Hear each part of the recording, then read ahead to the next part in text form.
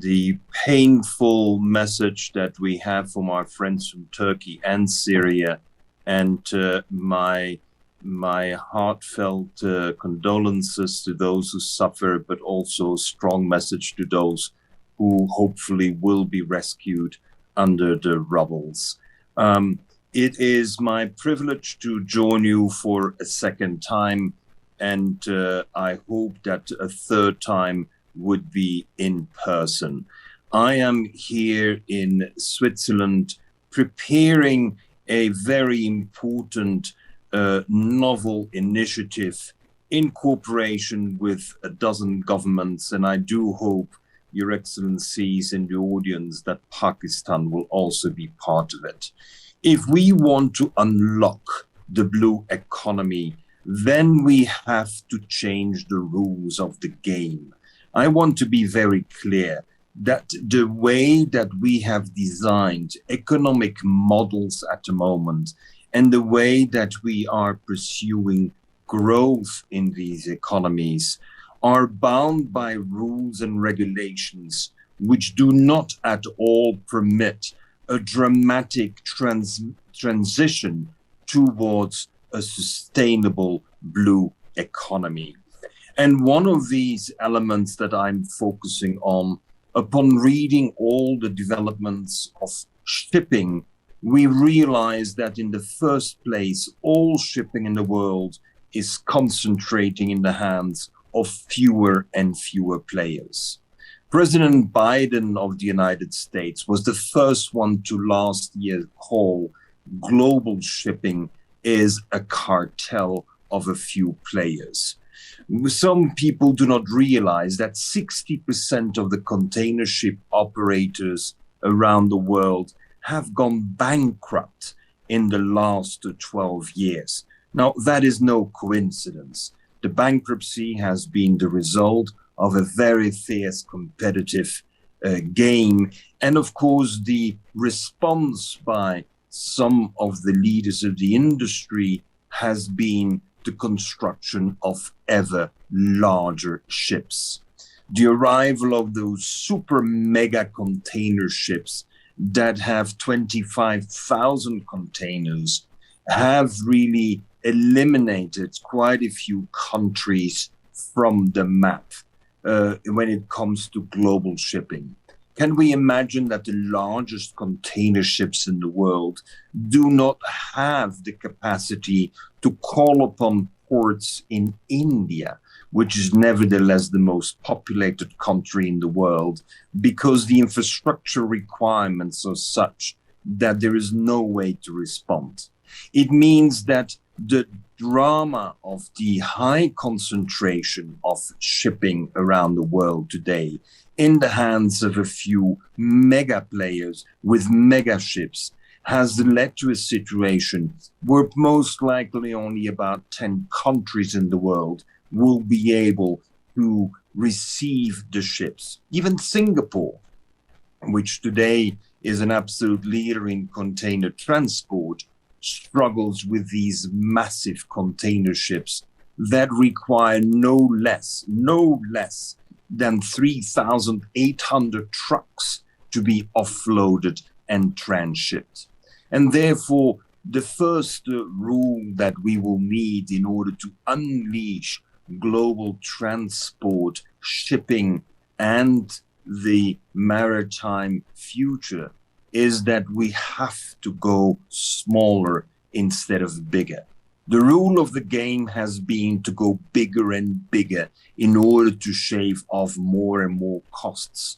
But even New York City, just to receive the second-rate level of mega container ships, needs to spend $1.7 billion to lift one of the bridges. Ladies and gentlemen, it's the taxpayer who pays the difference and not those who operate the mega systems. So I think it is very important. We know that in the world economy, things run better and things run more efficiently when indeed there is a better competitive game. And that means if Pakistan or even Oman or Tanzania, for that sake, would ever like to play any role in global maritime transport, then it is necessary to go for a new rule of the game, the shape of the ships. We have designed now a second different approach to shipping. As I shared with you last year, and I'm not repeating that in this conference, we are the first ones to operate a ship that is 100% self-sufficient in energy and in water. We have a combination of intelligent kites operated by robotics, solar cells, hydrogen production, and reversible propellers, so that when our kites are operating, our propellers are generating the additional energy. We have demonstrated that this ship is able to go 4 times around the globe without a drop of fuel. And here comes my second request for a change of the rules of the game. I only have 15 minutes, so I cannot go for a long list of rules of the game that we need to change. But the second one is the classification of ships. I have been amazed by the classification societies that, of course, are very well entrenched for more than 200 years around the globe. These are private societies that do not directly respond to governments.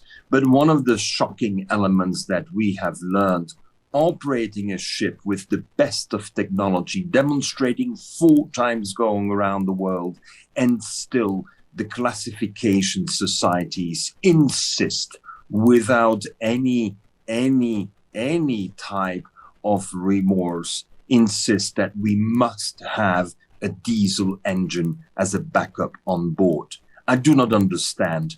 If I heard the previous speaker saying that he hopes that in his lifetime he will see ships going across the Atlantic with renewable energies only, my message is that is possible today. But if you don't have for your small cargo ships that operate according to the designs that we have made with 100% renewable energies, if you don't have a diesel engine, you will not get a classification. If you don't have a classification, you don't get an insurance. If you don't have an insurance and a classification of your ship, then you don't have a registry. Ladies and gentlemen, we need a bit of a rebellious attitude here, because it is not possible that we are going to be held hostage to outdated motors and engines whereby the diesel fuel is the powerhouse of our maritime transport. We have proven, and we're not the only one, apart from my ship, Porima, there is also the Energy Observer ship. We have 2 ships that have demonstrated beyond any technological doubts over and over again the capacity. Well, it's now time to have a new class of ships. So therefore, in order to unleash the opportunities for renewable energies, the opportunities to show that there is no need to have a maritime industry, which is the most polluting transport sector in the world, even more than aviation, well, then we need to embrace the novel technologies. Now, this will accelerate not only the maritime transport, but also the coastal regions. May I just share with you that when you have a ship like mine that operates unlimited sources of energy, which is sun, which is wind, and which is hydrogen produced from seawater, ladies and gentlemen, you see the picture quite clearly. Any community along the coast will have sun, wind, and seawater,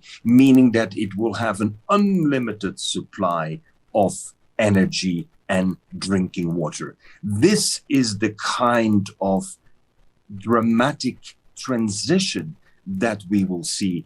And therefore, I have, thanks to the initiation of the President of the Marshall Islands, His Excellency David Kabua, with the support of Malta, with the support of Singapore, we will pursue by the end of the year, a very clear call of governments to change the classification of ships, including a new class of ships that is solely operating with renewables without a backup of a diesel engine, because we know how it operates. No one in the naval engineering schools is actually trained to equip ships and design ships with renewable energies only. Everyone is still learning today how to operate, perhaps in the first place, the diesel and the heavy fuels, perhaps as an exception, some nuclear power systems. But for the rest, everything else is a small, marginal activity. So unless we train the people to go forward, then we will not be able to do the transition.